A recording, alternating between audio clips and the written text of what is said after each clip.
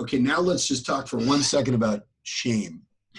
I definitely got clear going to the biblical verses. I assume that, I mean, I do know that that was a channeled work just by the way it was written, and I assume, you know, that their clarity's right there. So again, one of the primary things to understand shame is, again, to understand, I guess I'll actually ask you to trust me when I tell you the word for this apple is called the Eitz HaTov. Eitz HaTov means literally, Tovara means the mixing. Like, you know, when you mix something up, you'll use the word va, okay? And Tovara means Tov and Ra, Tov and Ra. Before that, there was no confusion. So man was naked, not in a shame way naked, meaning clear, meaning transparent. It wasn't about clothing. It was about clarity. Well, how do I know? Another thing that supports it is, remember I told you the Kabbalah said that everyone looked like this. In other words, your fingernail, the clarity of that you could see through them. People were clear.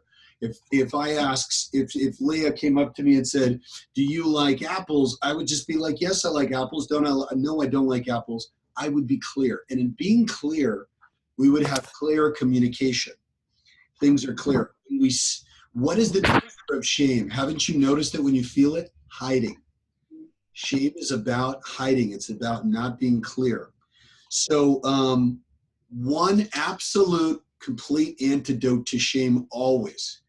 Now, doing this, we're going to create together in a space to do it so that you can actually do it. What would be the absolute clear opposite of shame then? It's being naked, isn't it? Right? So being naked means being transparent. That's all it means. Okay, I was even talking about this with one of our old, a person who was a patient of mine who so incorporated psychoneurology so well. She wrote a book about it that was so integrated and brilliant. Her name's Gina. She was an MFA. She was a film writer and a writer, and just a really an amazing being. And I was having this dialogue briefly with her because of her marriage, her new marriage, and this kind of thing. And one of the things that came up was she said, "Oh, like for example, I was even transparent with my husband. I told him I wanted to punish you. Something happened. I wanted to punish you." And one of the things I was going to share here, I'm just jumping into how are we naked? How do you truly be naked? When you can be naked in front of somebody, okay? And of course, I'll have you write this down, but first just listen. When you can be naked in front of somebody, truly naked, and everything goes okay, do you see how powerful that is? When you take a risk, when you are naked, and it's okay, it is so healing. Now, what if you go beyond that?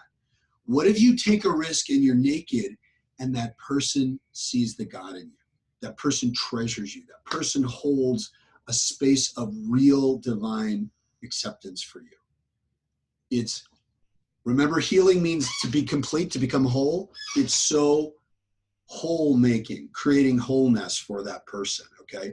We can do that. We can do it together. We can create that space. Now, how do you get really clear? And that's what I was sharing with her. I was sharing with her beyond that. And she was saying, you know, we were talking about forgiving. And then she said, so like, yeah, it's okay that I wanted to punish. And I said, did you really want to punish? Can you even bring that? Is it possible that really what you felt, it's even more honest or more naked to say, you hurt me, and I wanted you to regret hurting me. I wanted you to feel bad that you hurt me, right? So I did something, so I was hoping you'd feel bad for hurting me.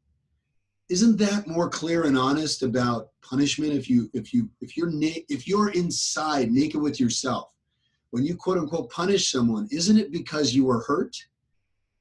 Or you know, let's say it's a relationship, let's say it's an equal partner. Isn't it because you were hurt and you wanted them to not want to hurt you anymore, right? You wanted to do something so they wouldn't hurt you. When you say it that way, there's nothing to forgive. It's totally understandable, right? The more naked you are, then there aren't complexities that require so much understanding. It's like you understand yourself. When I say to someone, you know what, it hurt me. I was hurt. I didn't want you to hurt me like that again. I wanted you to feel bad for hurting me, so I said this. Or I wanted you to regret hurting me because it hurt. So I said something because I was hoping you would regret hurting me with that. When you say that, it's very easy to understand, right? Remember, all misunderstandings occur from lack of clarity and bad feeling combined. You take one of those out of the equation, you really start changing things. What does shame live on? Shame lives on the lie that it tells you that you cannot be naked. It tells you if they really knew you, if they knew the truth, they would hurt you, you'd be unloved, something bad would happen. Isn't that right? Isn't it like if I really said what I really felt, oh my gosh, they would stop loving me. I judge myself when you know why you judge yourself? You need someone to help you even go more naked and realize for example, what I just shared there. Chances are you went, I don't care about those person. There's a part of me that doesn't care what happens to them. Actually, if you just unpack it further, it's more like, really, I was just so worried about my own not being hurt. I didn't have it to identify with someone else. That's different than I don't give a damn about you, right? I mean, even if you unpack every piece of what shame would try to tell you is not acceptable, even if you, like, I hurt so bad I wanted you to hurt. That is translated as saying I wanted you to suffer, isn't it? I mean, like, all of these things could be translated. What happens if we create an environment? Now, again, can you do this into a protocol? Maybe. I mean, I'm sure you can eventually. You can create a generalized protocol, which is that it's safe to be naked. And by the way, it is always safe to be naked. There's nothing you've ever hidden that really is going to make you unlovable or unacceptable, ever. It just, but part of it is you got to know who you're going to, you know what I mean? Share this with. Who you're going to make important. If you share this with a psychoneurologist, it's safe. You can, and what do I do if I'm a psychoneurologist holding the space for you? All I do is just stay open, feeling into myself, loving you unconditionally, being completely aware there is no raw. Raw can only exist from having part of the story. You understand? If you are misunderstanding someone, it is raw.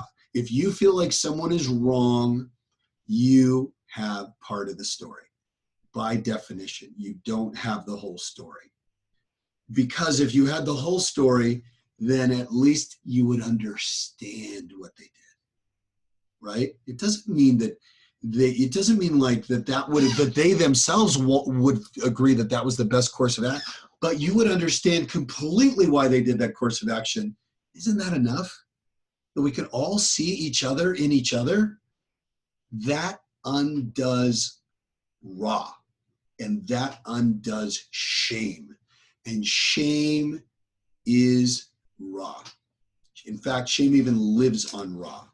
Shame lives on partiality.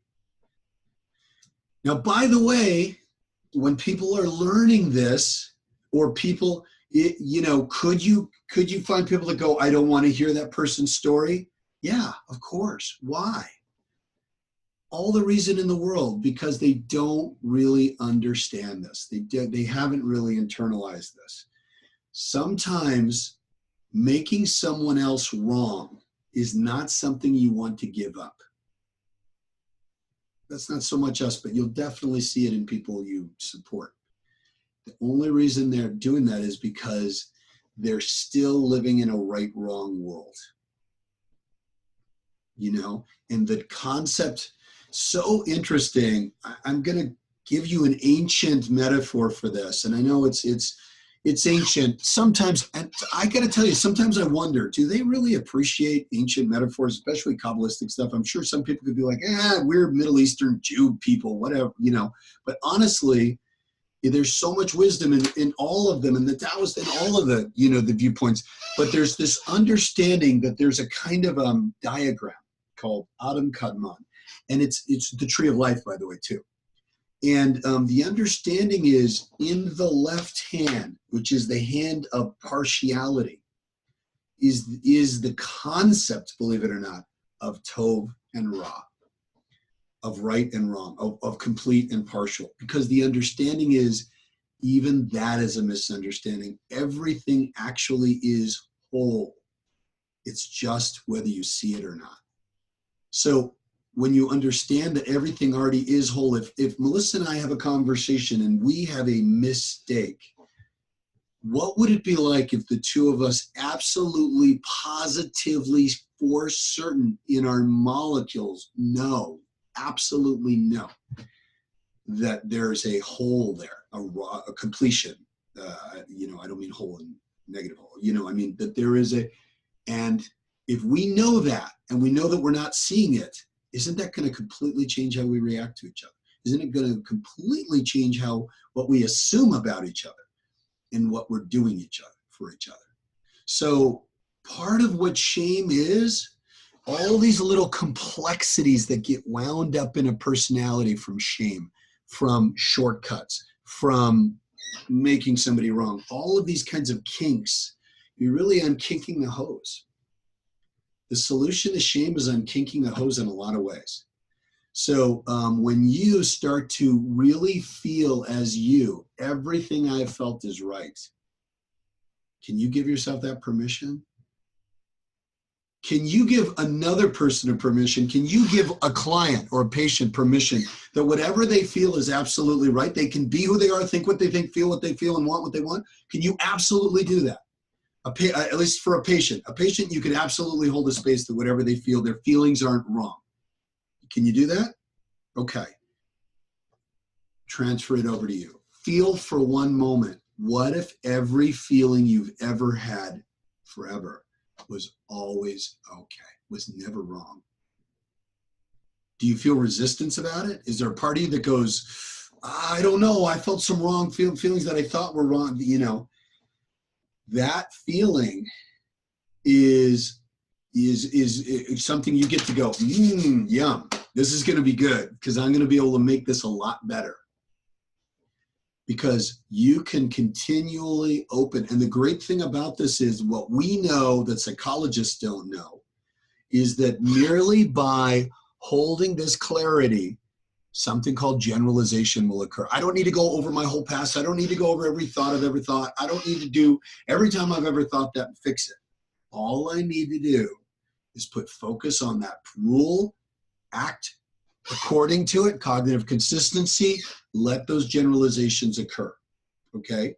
So how do we do that? How do you start? Here's one way you start. You connect with another person and you make that agreement. You make a safe space. I'm going to talk to Charlotte, and we're alone, and I make the agreement that I'm going to do the teku. I'm going to hold the God in her. I'm going to see the space, and I'm also going to hold that God in myself.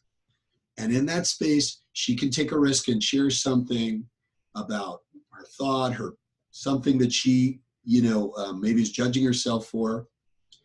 And I can help her just by holding the acceptance of it and the love for her.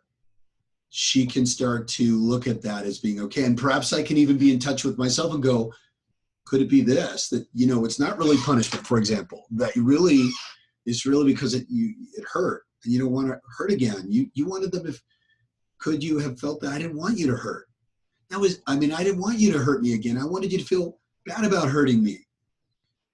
Nobody's ever going to feel, if somebody said that to me, Colbey, you hurt me. I wanted you to regret hurting me or feel bad about it. I would be like, of course you would. I'm so sorry. I get it. And that was if I'm the source of the thing. Imagine how much easier if not. So it starts by creating a space and saying things. Basically, if you start, the more you say, remember, Leah, I said to you one time, you said something about shame, and I said, even saying that is going to be so healing for you. the moment you just say things and you demonstrate these things, you'll right away start changing. You'll create change inside. So you don't have to cry about it. You don't have to weep and wail about it, which you can too. But you're going to find, just by doing this in a safe space, in a sacred space, even, let's say sacred space, you'll have this relationship. You'll have this space. Now, eventually we'll do protocols where you can do it in meditation with yourself and keep opening, and other things like this.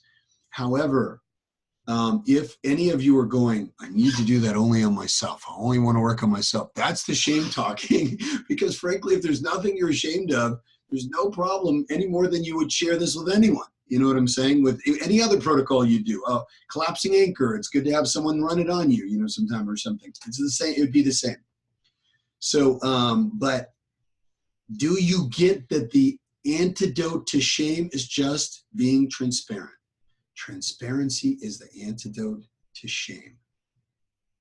Now, so one of the reasons that, again, if you act in contradiction, it's kind of like if you act in contradiction to certain prejudice or beliefs, you'll start to disprove them, and cognitive consistency will make you feel different. If you act in contradiction to certain fears you have, that'll work too. But again, if I said to somebody right now who's terrified of birds, hey, hang out in an atrium, how are they going to feel? They'd be like, So if any of you are thinking, don't worry about it, because it's not like that. It's going to be something that you share. You volunteer. You're the one.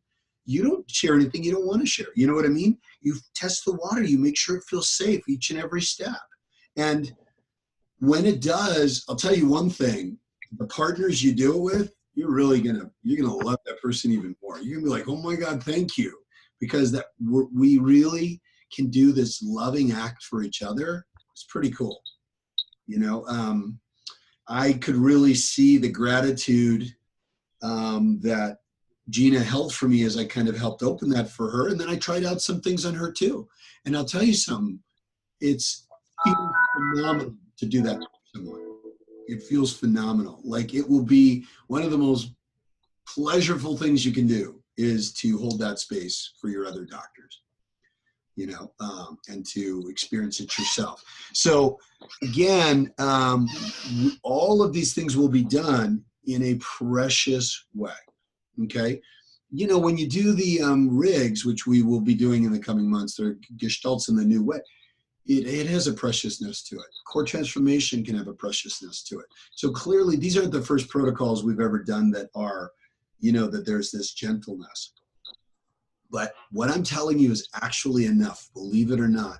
If you actually decided, I am tired of this shame, what if I did say what I really felt? Or what if I did actually share, my feelings? Or better yet, what if I allow myself to really feel whatever I feel? You're going to find that when you allow yourself to feel whatever you feel, and you allow yourself even to articulate it, you're going to find that as you unpack the feelings, there is a humanity in those feelings. So the feelings you might judge yourself the most, whatever it is for each one of us, you're going to find that it's actually the shame that's bundling the thing to cover up the humanity in it, So it's kind of, sometimes it would be helpful to have a partner start to help you. We call it unpacking. NLP uses the word unpacking, to unpack a belief, to unpack those things, to unpack something that's, that is of this nature. We will come up with a process that's very loving, just like everything we do. There's nothing we do in psychoneurology that ever needs to hurt or be uncomfortable, ever. Okay. But please understand why. I just want to trace back to you the biblical story again. Are you aware that most of us read that biblical story that shame was a good thing? You get it? Like, after he ate the tree of, Adam should have been ashamed, but he wasn't. But now he was ashamed. God was hiding from him that he should have been ashamed. Do you realize how that read? That read that God was hiding that Adam should have been ashamed and didn't know it. And now he's hiding with a fig leaf, right? That's absurd, right? Do you think God is concerned about your genitalia more than any other part of your body? I mean, think about it, right? Nobody else was there but God. I mean, what, the serpent was concerned? The serpent is your genitalia. So no, there's no possibility that this is of this misunderstanding.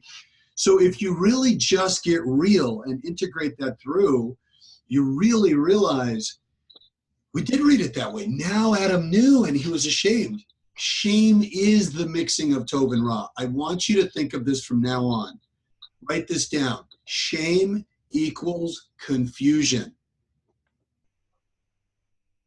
Shame equals confusion.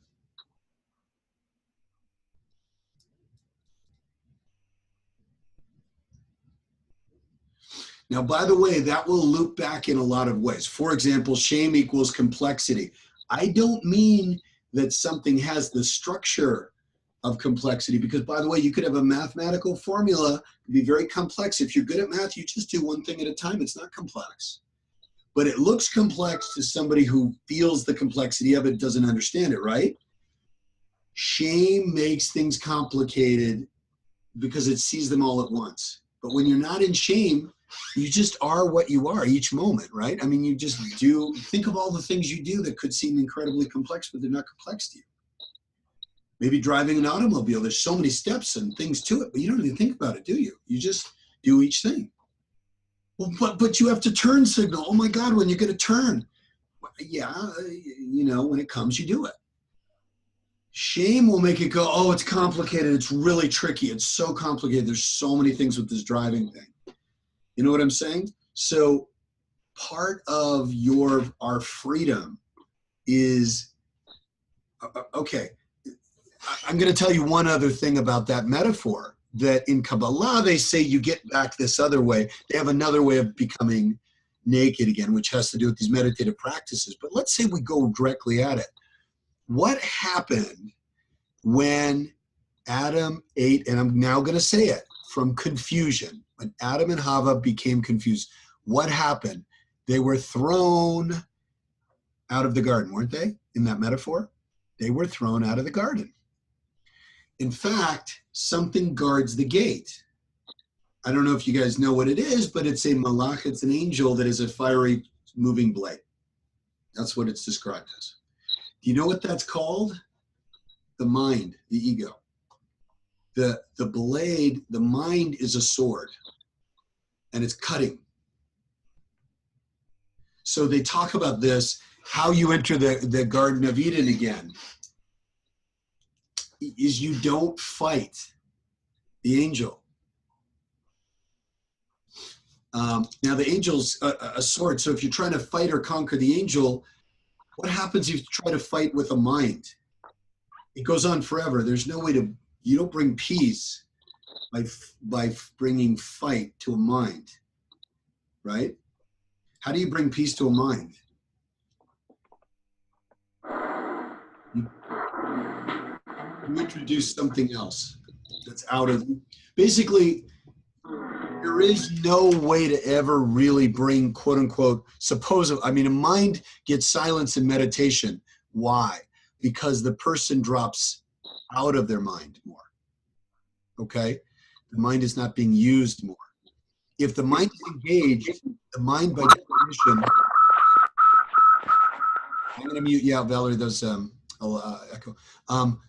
The mind by definition is always in movement. I'm not saying it's bad, but it's always in movement. So when people, find a sense of deep peace in meditation, let's say, don't you call it no mind or whatever? I'm not saying that you should be out of your mind, by the way. I'm saying that the entryway back into, can you get that when they became ashamed and covered themselves, they couldn't be in the garden? It doesn't mean the garden was actually a place they were thrown out of. It means they weren't living in heaven. Why weren't they living in heaven? Would it be possible does it make sense because they weren't naked anymore? In other words, the kingdom of heaven is within and all around you. It's everywhere, right? So what is it? It's a vibration, isn't it? It's not a place. What is the vibration of heaven? It's transparency. It's being real. It's being accepted. It's loving who you are, being who you are, accepting and being accepted. It's being real. It's being naked. That's back in heaven. And by the way, have you been in heaven while you've been here? I have. I mean, a lot of times I'm in heaven. A lot of times when I'm with you guys, I'm in heaven. Heaven is a vibration. So, so all of this, let's help me assemble this into a corpus of questions. Okay. So, and you know, again, I am going back to the original source of this channeled work where shame is introduced, you know, and shame keeps you what? Keeps you out of heaven. It keeps you, because you're hiding. You can't really be loved if you're not being your true self, can you be? If you all tell me you love me, but I feel like I'm not being my true self to you, can I ever receive that love? No, never. Let's just use our minds. Your minds know this. Do you believe that the divine loves you unconditionally? You know? So clearly you could be completely naked to the divine. But are you? Are there times where you're in your intimate arena or other times where you are not aware or bringing that consciousness in? Where you kind of make privacy separate even from the divine? Or is there, you know, parts of her? What would it be like to be okay with everything? Okay, so anyway, let's just start laying that out. And I would propose to you that dis-ease comes from that hook. You know what I mean? That this isn't okay. This isn't acceptable. This isn't, what takes away your ease is what I mean. You know, your ease is a vibration. So, so one thing, let's start with, I'm going to jump ahead out of the whole thing and say, you could say Dr. Forman says, you could say whatever, heaven is a vibration. How is this so?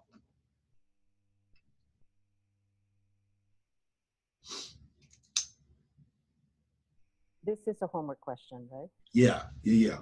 Number one, Dr. Forman says heaven is a vibration, or you could just say, if heaven is a vibration, how is this so? And the answer is, heaven is an experience that you give yourself. And then here's a follow-up question that goes right under it. What keeps you from being in heaven?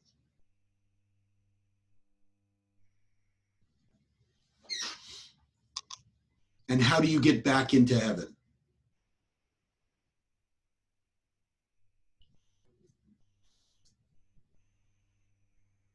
Three questions. What is, you know, heaven is a vibration. How? What keeps you from being in heaven? And again, I'm happy to, you know, what keeps you from being in heaven? We're all clear, right? You can't be in heaven if you can't be you completely and fully. Because how can you accept? If you can't accept you, then nobody can. Nothing can get in.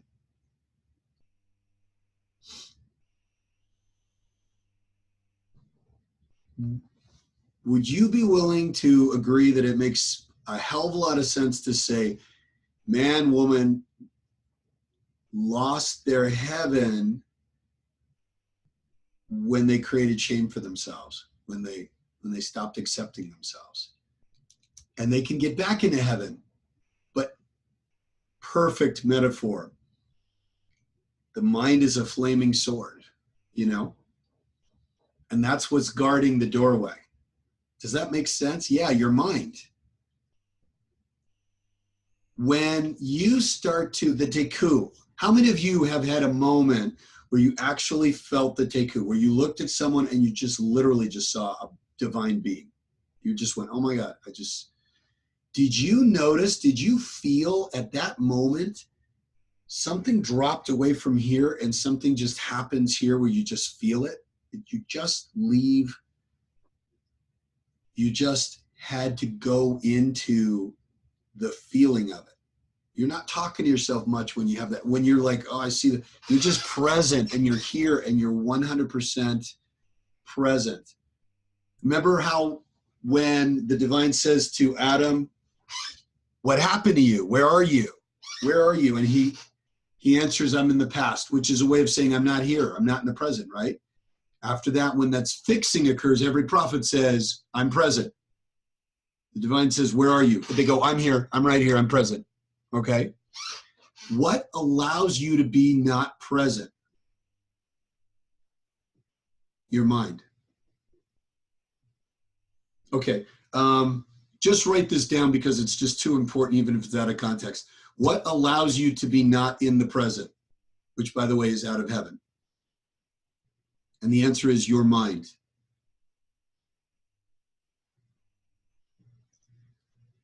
When you're done with writing that, I have a test for you.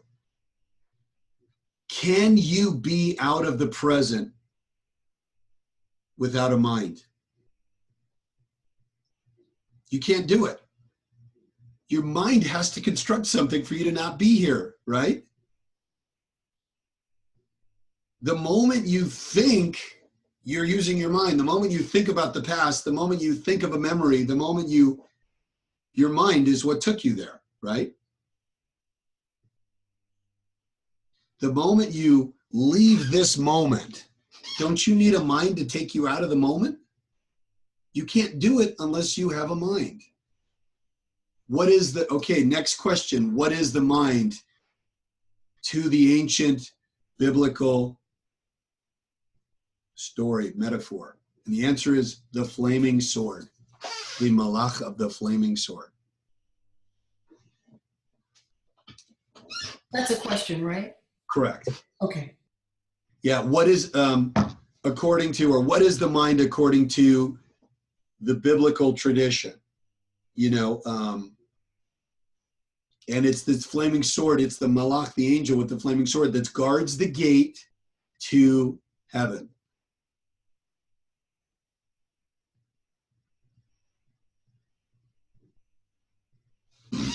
When Yeshua said, the kingdom of heaven is inside and all around you, he was saying something that is part of the oral law, by the way, part of the oral tradition that the Hebrews were all saying. He was a great Hebrew master. He was a great master. He was an avatar, at least from our understanding. I have the Lake Shrine understanding. He was a great avatar. That was part of the teaching, that's part of the oral law. The right along with the serpent is an energetic aspect of people and all that stuff. So, and I wouldn't be surprised if that's not somewhere in the Gospels that's been retracted as well. I have a copy of the Dead Sea Scrolls on my table. I need to read all the way through it. It's just fascinating to read the Gospel of Mary, her own gospel that's been nowhere included anywhere. It's incredible. So do you see that ancient text that most of you have some connection with, called the Bible or the Genesis, actually has relevance? There's something we can use it for. There's something we can kind of take to help us thrive. Yeah, and I'm not saying in a religious context at all, are we? No, we're taking it in a wisdom context, in an ancient wisdom context. It's about how to be transparent now and how you lose that. And what happens when you lose it? You're not in heaven. What happens to be in heaven? You're here. Now, by the way, everything I'm saying to you, some of you have already said this to me, that we, like Bruce Lipton, etc. Everything I'm saying to you, you're going to hear Greg Braden and Deepak Chopra discuss in their excerpt of the Dead Sea Scrolls text. You're going to hear them talk about how heaven is a vibration that's created, how you keep yourself out of it with judgments and certain things. They're going to talk about the difference between what they call the competitive versus the cooperative model. You're going to hear it over and over again. It's amazing. But I'm not gleaning it from that. I'm gleaning it from this particular pure source.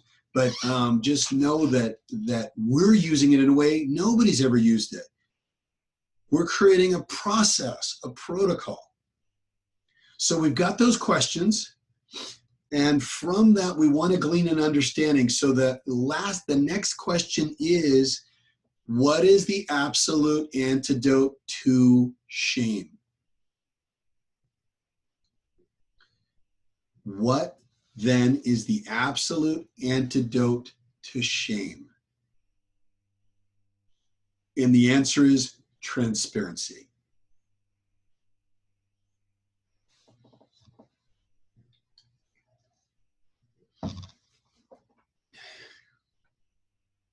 The great thing about it is you can do little dance steps, little tape, put a toe in the water, produce this together, and relatively quickly gain some freedom with it. Again, we're not going into the psychological pool of problems. We're merely creating transparency as a what? A resource. Okay? It's just a better resource than shame. Remember, we were talking about what's the best resource for shame? What's the best alternative, right? It's like shame is a resource. It's there to do something for you. What's a better resource? A better resource is transparency. It really is the antidote. Now, how you start developing transparency is a gift. And now when you start doing that, it can change the way you take time alone, can it? It can change the way you start doing your daily practices.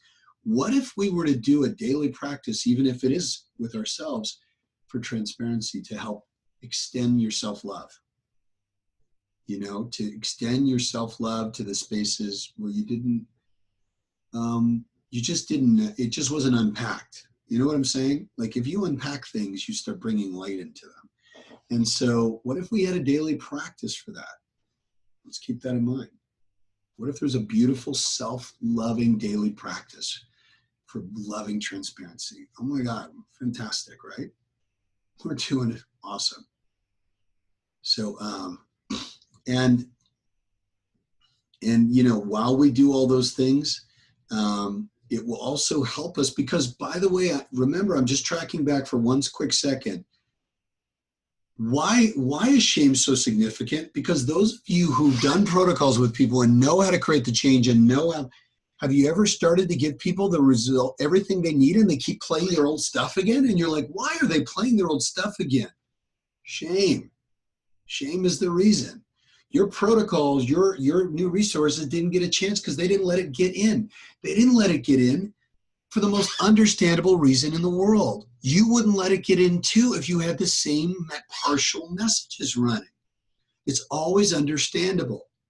You know what I mean? So what do we have to do? We have to let them unpack, unroll, unravel, whatever. Bring comfort home to them. Help them feel comfortable. You know what shame will tell you? Isn't it true that shame will tell you that giving up shame will lead to shame? Think about it.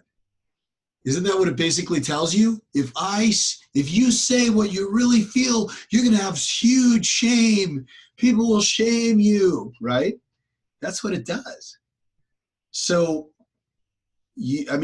I'm not going to mince words with you. I'm certain by the time I start doing this work with you all, I'm going to have a lot of patients that will cry in joy when they realize that the process to relieve this discomfort of shame is comfort. You know what I mean? Is real, like love and comfort. I really think the magic to our inductions is love. I really think that if somebody, you know, is in an inducted state, it's like when you were a little baby, isn't it? And you're listening, and what if you had the most loving father and mother in the world that whispered greatness into your ear? You know, that's what the inductions do. And the technology, the way they're structured, helps your unconscious understand it. Because even if you're answering love, but it's not quite in its language, kind of hard to get, right? But that's why what I like about my inductions is the love in them. And if I don't have the love in them, I don't like them. I don't feel good about it. So really, what is the deepest vibrational core of psychoneurology? Write that question.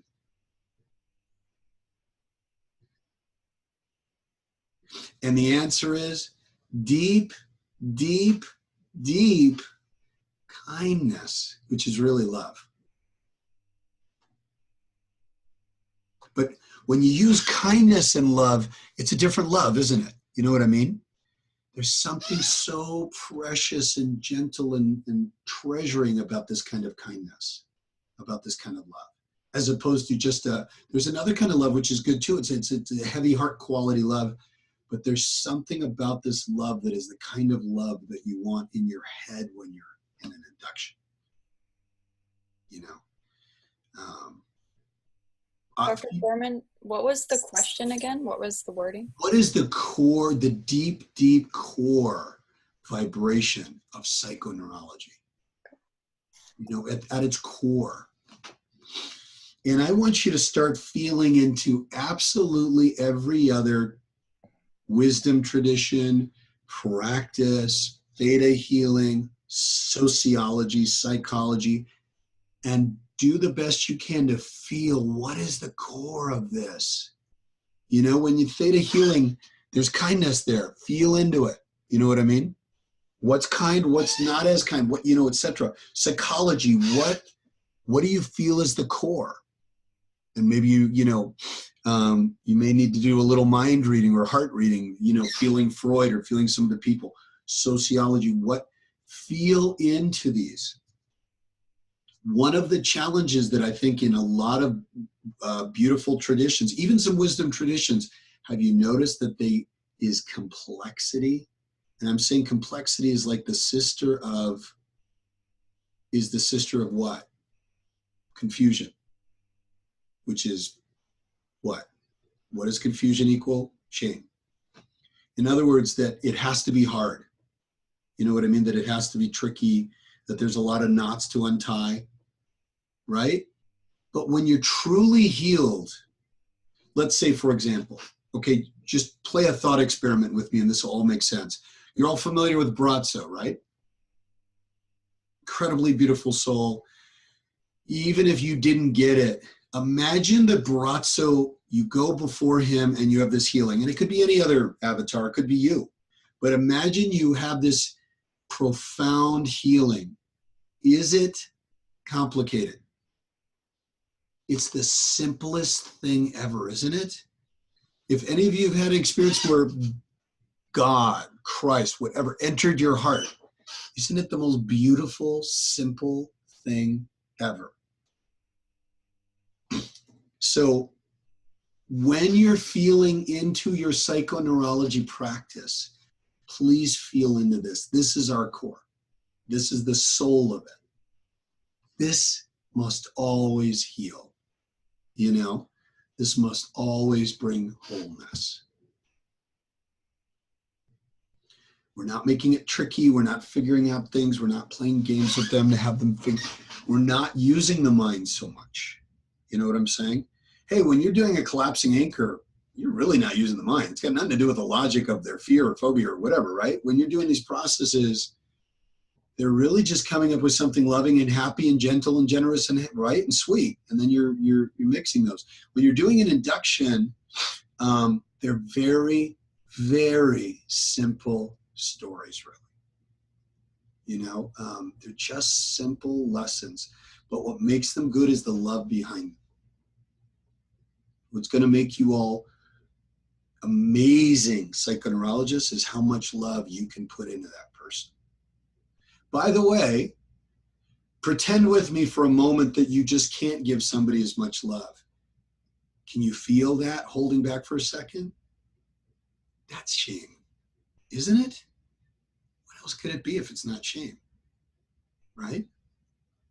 So, class webinar number 10, the sun webinar, the beginning of the university sun period, the beginning of the new module, all this. This is where we've come to this. It's all about simplicity, just this wholeness, this love, this fullness. That's your way to heaven. And your way to heaven to get past it for the moment is to move past the fiery sword, past the mind. You do not fight the sword. You do not conquer that angel. You merely never actually encounter it. You know, you're not really engaging with it in the first place. I remember when I was in this cave, this guy, Uri, who was this ageless person, was telling the way they described it, and they described it in Hebrew, but they said this thing about like literally you become like a specter. It can't touch you. You merely are just moving by it like you're in the astral realm. I get why that would be now. If you're in the space of love and allowing, what happens to your mind? You're just not encountering it. You're just not on. Your mind isn't reaching you. When you're in that space, could you have thoughts? Yes, but haven't you ever had thoughts and they don't touch you anyway? Have you ever had judgments, but your heart's still open and you could care less? You're not going to go there. See how it can't touch you? The whirling sword goes right through you, right? It never touches you. It never cuts on anything because you're not really material for it to reach, you know. All right. Deborah, could you read back the questions and the answers?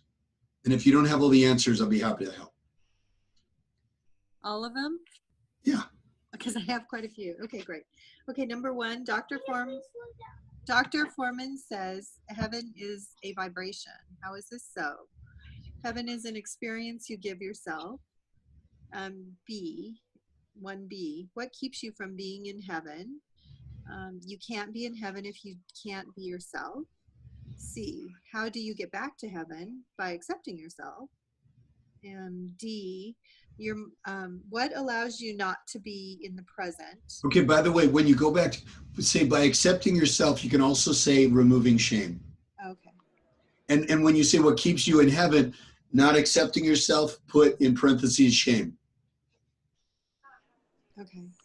Okay, got it. That's why Adam covered himself up. And at that moment, he was gone. He was no longer there in heaven, even though. Okay. And number two is, what is the mind according to the biblical tradition? And the flaming sword, the angel that guards the gate to heaven. And I also just wrote, Jesus says the kingdom of heaven is within. You can also, by the way, all of you, because it's slipping my mind, I don't think it's seraphim, but you can look it up in you just pick a Bible if you want to add a little to it and put the actual name of the malach of the flaming sword. I know, I was trying to think of that, but I can't remember. Maybe someone remembers right now. Number three, what is the absolute antidote to shame? Transparency. And number four, what is the deepest core vibration of PN? The vibration of kindness, which is really love. Yeah, you can put, Deborah, if you're not going to say super, or whatever, just say profound kindness. Profound. Okay. Because I actually said deep kindness, but profound kind of. I had that written down. Yeah. Deep okay, kindness. good. Yeah. Okay, that's number four. Excellent. So is that it? Perfect. Okay, great. If every human being just knew this, how much would it change our society? Right? So, yeah, I mean, it's just, I mean, how much would it change? It's amazing. I mean, if they just knew this, if there were people that could help us come back to paradise, what is thriving? It's paradise, right? It's paradise plus, actually, you know what I mean? It's paradise that keeps getting better, even better. Go ahead, write that. What is thriving? It's paradise plus, paradise that continues improving. It always improves because your vibration can always, once it's gone to one level, it can always go to a higher level. Always. Okay, so as we go along, check in with me, ask anything.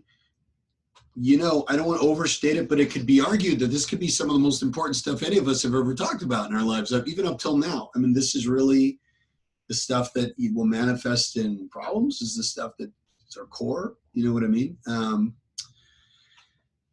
I don't know. I don't know how to do justice to it. I can't. But so Leah, would you share with us? And I'm going to spotlight people just so we can put all our attention on you. And of course, ask me anything or comment, or what are your thoughts and how are you doing?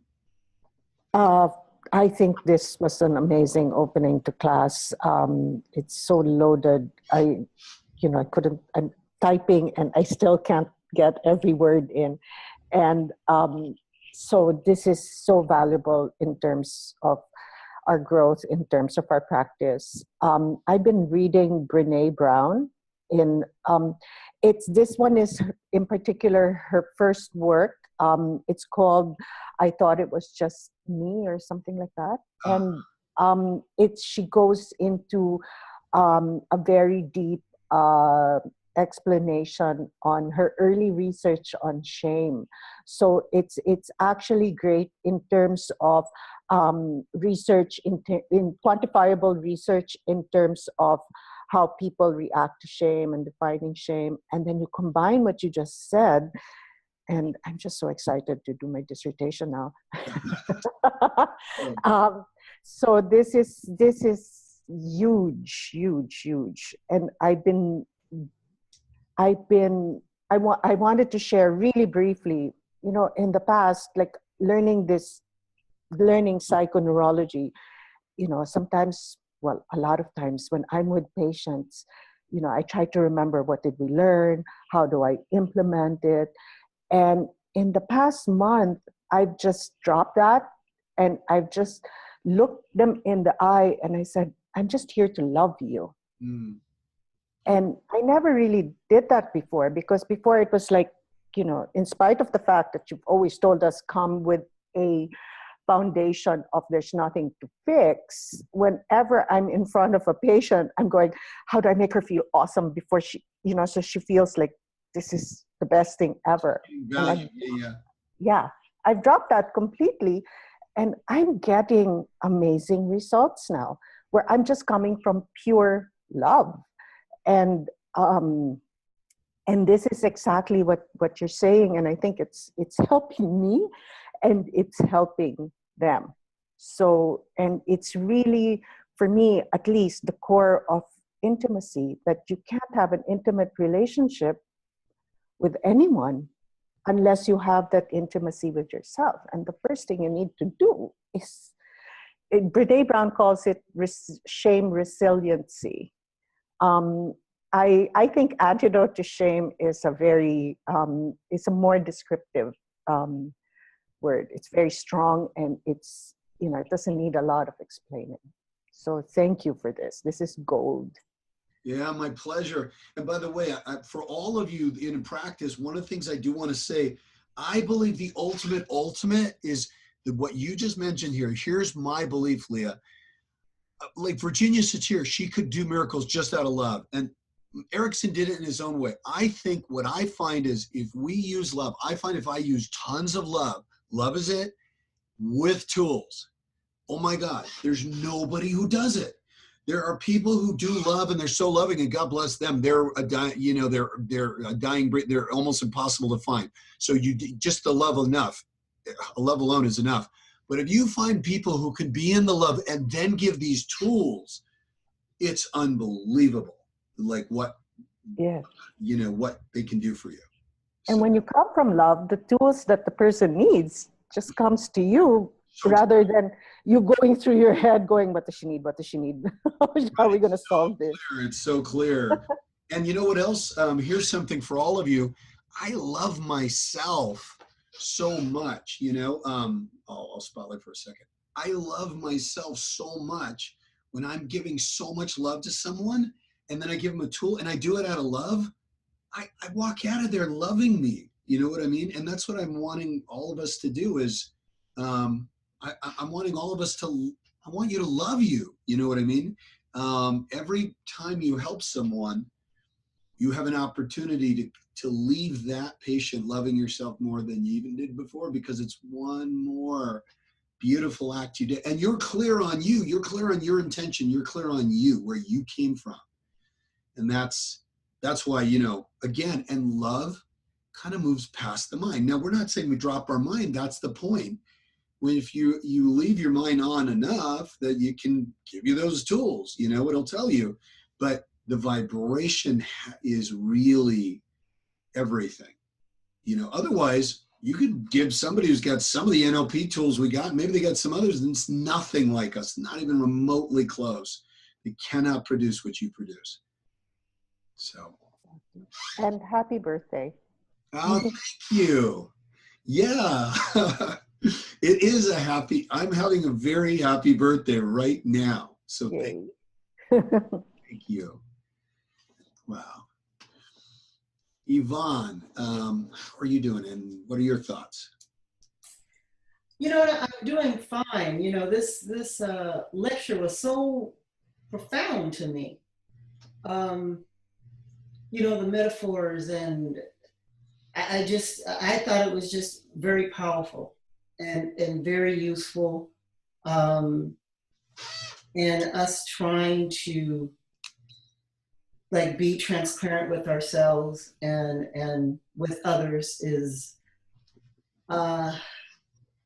it was just a very powerful lecture. I like I think Leah said it. I have to still try to look over this and grasp all that you said, but it was a very powerful concepts. I'm doing well. I finally got my air conditioning, so I'm, you know, everything is perfect and great.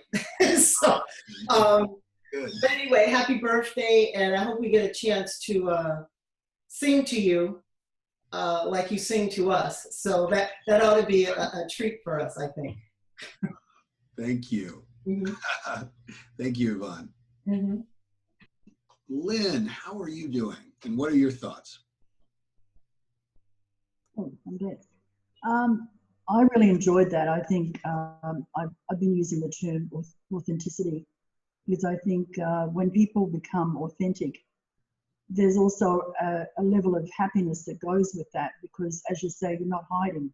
And a long time ago, I decided that I was going to be extremely authentic.